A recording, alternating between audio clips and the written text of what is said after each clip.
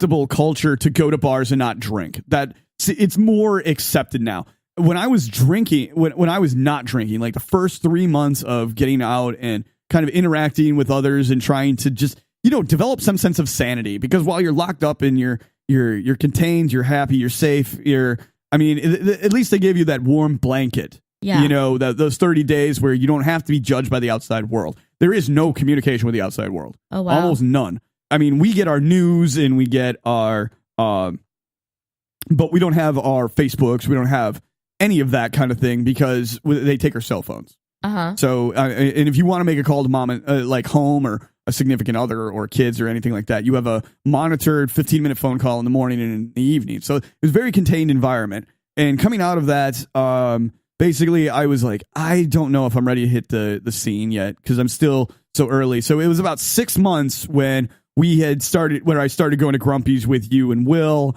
and, moving forward and actually becoming a performing and stuff like that.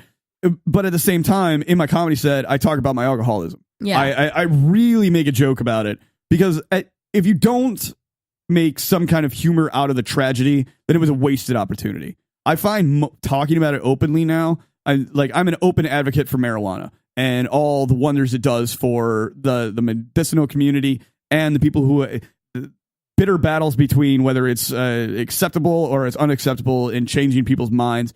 I'm getting ready to work with a lot of cannabis advocates here in Orlando. Uh-huh. So to push the message a little further. That's actually a project I haven't even talked about on mic. Oh, wow. So, we're going to be providing more information on the statistics of marijuana deaths versus alcoholic deaths. Do you know how many people die a year from marijuana? No, but I know more die from alcohol than marijuana, though. You are correct. And any other addictions? I don't know the statistic numbers. Would you like to know? Sure. It's 0. 0. No one has ever died from smoking marijuana. Yeah. Now, if you want to get into the science of it even further, I'm not saying that people who only smoke marijuana don't do stupid things. I mean, that can be the result of any kind of mind-altering substance of any kind. Yeah. But, like driving high or... Well... Those are personal choices that people make that put themselves in bad situations. I don't judge people if they smoke it. It just is when I know some people get so obsessed with it. Yes, they make it a lifestyle. Yes. I choose not to smoke. It smells like poo-poo to me. Smells like poo-poo. Yes. Okay. But that's my choice. Exactly. And if you occasionally smoke it, I'm probably the only non-theater major that's never smoked pot. But you drink. Occasionally. Exactly. But everybody has a vice. Well, I hardly, okay, compared to other people, I may have a drink once a month. Right. 1 or 2 drinks. And that's acceptable. And that's not by very much. Society standards, that's acceptable. But hardly anybody has a drink or 2 for a month. Usually people are drinking a lot more than that. Yes, exactly. But especially in our field, when I'm around several other people, they will drink and they will consume in front of me. And they're like, oh, Aaron, we didn't know. I was like, dude, by this point, I'm like, I've been working in bars. I mean, I host a fucking karaoke night at a bar with college kids. Yeah. I mean, like the pressure is there consistently. But I'm to a more stable point in my life where I'm like, well, right. I'm happy that you have that self-control though. Yeah, it's not been an issue. I think I usually, though, if I go to the bar, I have an intention or a purpose for being there. If I don't have one and I'm just sitting around, then that's not a good place for any kind of addict because you're letting your mind wander or you're also marijuana helps at these places too, where I don't feel the need to consume something and make me even more dehydrated than I already am. Yeah. From, because marijuana gives you cotton mouth, whatever. Oh. I get dry mouth. So I'll have whatever is on tap for sodas or waters or non-alcoholic beers. I'm even drinking non-alcoholic beer now, which is, according to the AA motto, you fucking sinned. I'm not. Do you know what, though? I was at Publix, and this lady sold non-alcohol, absolutely zero alcohol in this Heineken. Yes. And I was like, it is all that like I drink Heineken. at any of the places that I go. And actually, my 2 favorite bars now stock it because I am there so often working all the time with them. Like Grumpy's, I think, is going to be getting it, or they have some kind of offshoot version. The Falcon has that one. And even Bull and Bush, where I do stand up now, they have it. let's talk about what you got going on with Grumpy's right now. It's a comedy club in Orlando that does Tuesday night open nights, but you've got an additional event going on with Grumpy's. Well, right now, we set the time. It possibly could change, but right now it's going to be 7:15 to 9:30. Oh, okay. So, and then it just leads right into the open mic then. Yeah, so we're going to do an improv workshop with everybody. And also 2-for-1 drinks, 2 special. Ooh, Grumpy's likes to throw their specials in there. Yeah. Get some free plugs for the Grumpy's, but they've been very kind to Julie I and our associate Will, who, if we ever do that show ever again, I don't know, it kind of like did one episode and then... We did a couple. Yeah, we did, but none of it was really... I sat on some guy's lap, I don't even know. And we met Dave... Dave's on my Facebook, I think. Yeah, Dave's everywhere. Don't worry. Dave's popular. Dave's going to have his own show because I really want to talk to Dave on a serious, stare him at his face and talk to him, because where he goes with his conversations are so fucking bizarre. It will be, and I've got a couple of guests that I think that even after being a guest on this show, and now that you see what it's like, oh, this is something we got to plug before we talk about Grumpy's. Yeah. We have a golden bowl. And I bought it so that we will take a picture of it tonight to put it up with the show. This is going to be used at every show. It's for people to put their electronic devices in, and they're far away from us. But if there is an emergency, we can still see them. It is the sole focus of just what the show's about, having a conversation between two people and focusing only on that. And I think that in 2019, it's hard to do.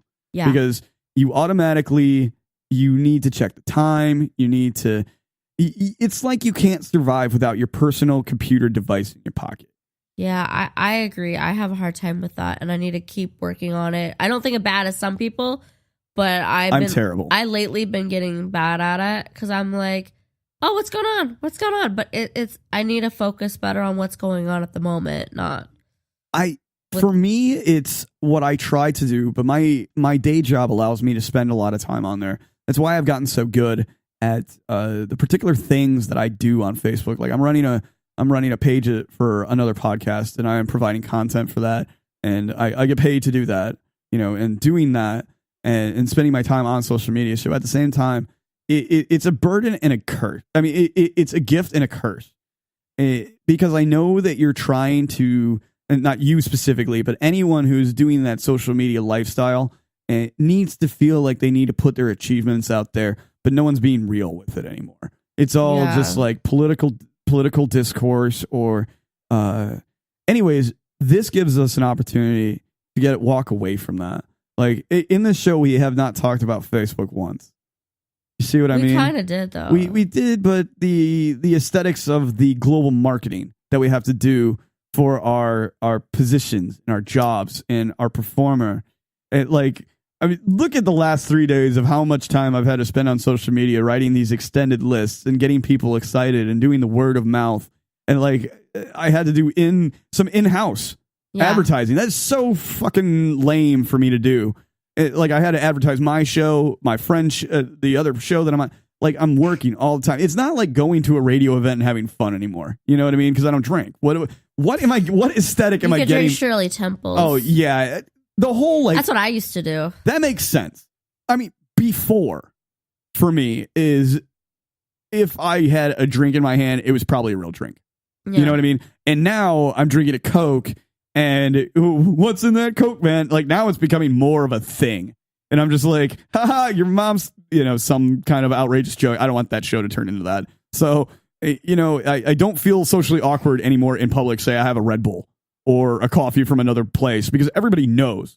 The bartenders know. I mean, everybody fucking knows me. That's good that they know. Yeah. That's good. It takes, responsibility on that. But yeah, it doesn't overwhelm and cast a shadow anymore. I feel like there's less people who drink in common, less people who care about people who drink and who don't. That's what I was saying in my previous thing, and I wanted to get back to that. Water under the bridge now. But you are doing improv classes at Grumpy's, and Grumpy's is a great place because it still has that first year hometown developing its regulars, and it's got the first year of Cheers feel to it. I love it. Everybody knows your name. Everybody does know our names. Yeah, they do. It's kind of scary. I mean, I get questions I've got fucking cat hair on my... Meow.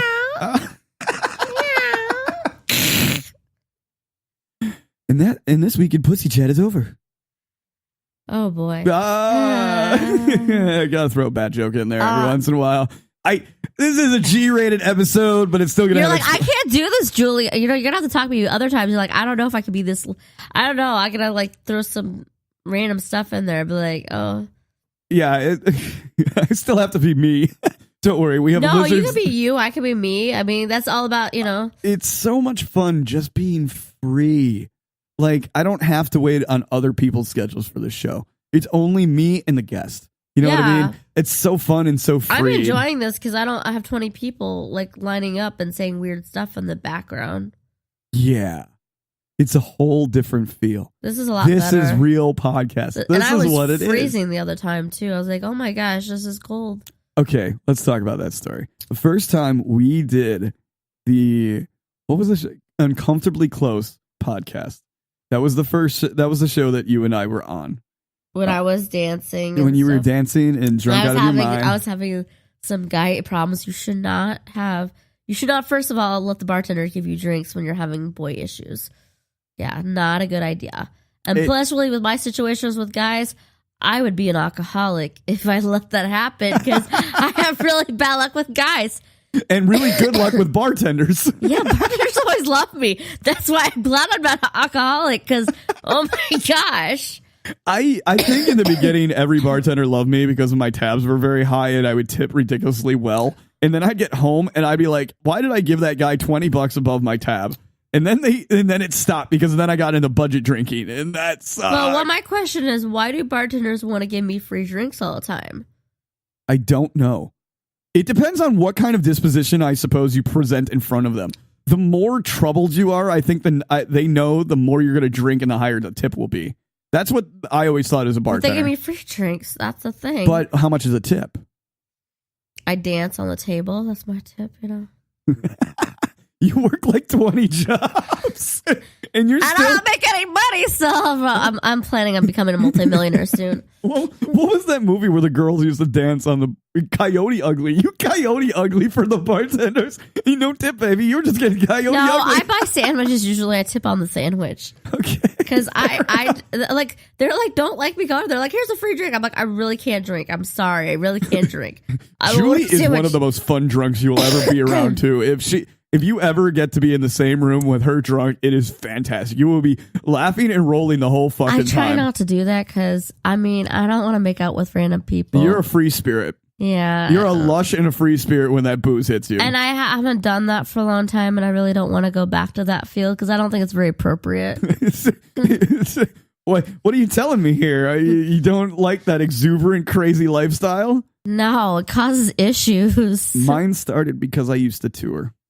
You toured? I toured.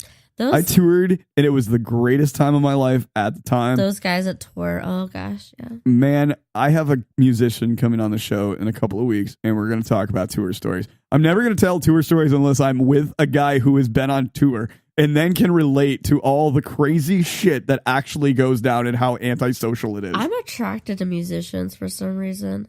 I'm not available, Julie. Not you. I have offspring. Not you. No, I'm attracted to guys that can do music or they can cook. And usually they're shy. That's what I've... Shy musicians suck. I hate that. Yeah. There's always the guy who turns his back to the crowd. Like Rivers Cuomo does that for Weezer. At least he did early on in his career. Okay, if Weezer showed up, like, we're good, you know. They're probably married by now. I actually don't know if Rivers Cuomo is married. I know he's got a very, very large obsession with Asian women. What is it with guys with Asian women? There's a large spectrum there. I could answer the question, but I think it'll be off air. It's a little bit of a long-winded and possibly offensive to Asian people if I say it on air, but it's true. Well, I have a lot of Asian friends, so it's not like anything wrong. I mean, they're lovely people. It depends on what kind of Asian, I suppose, you know, because each of them are unique with their own ways. Like the biggest thing that my wife has ever said is like when she gets associated with being considered Chinese, you know, because she's Japanese born. Okay. He's a full-on Japanese citizen, still is just residing here in the States. Like,